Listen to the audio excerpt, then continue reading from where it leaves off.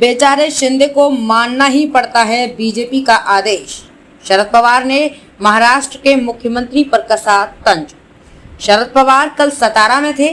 यहां पवार ने एकनाथ शिंदे पर जमकर निशाना साधा था। आज सामना में शरद पवार के हवाले से कहा गया कि बेचारे शिंदे को बीजेपी का आदेश मानना पड़ता है। महाराष्ट्र के सीएम एकनाथ शिंदे पर शरद पवार ने निशाना साधा है।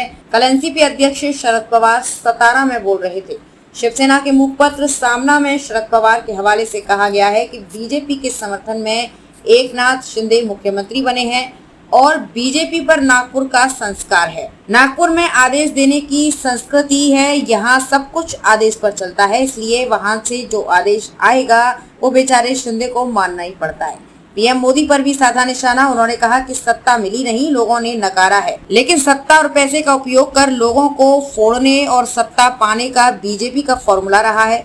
उन्होंने कहा कि राज्य में किसान संकट में हैं और मुख्यमंत्री कर्नाटक में चुनावी प्रचार कर रहे हैं।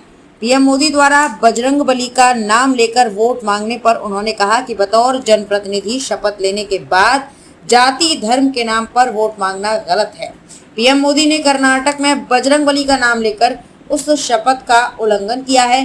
कर्नाटक में हमारी शून्य से शुरुआत। एनसीपी अध्यक्ष बोले, कर्नाटक के चुनाव में लड़ते हुए मित्र पक्षों से हमने बात नहीं की क्योंकि हमें वहां शून्य से शुरुआत करनी थी। वहां दलित, अल्पसंख्यक, लिंगायत ऐसे सभी समाजों को मौका देने का प्रयोग किया गया है। हमने सभी सहयोग दलों को वहां बोलने की छूट दी है। इस्तीफे पर बोले शरद पवार ने कहा, जीवन में सहयोगियों के सहयोग का खूब महत्व है। उनके आग्रह पर ही मुझे रिटायरमेंट होने का निर्णय वापस लेना पड़ा।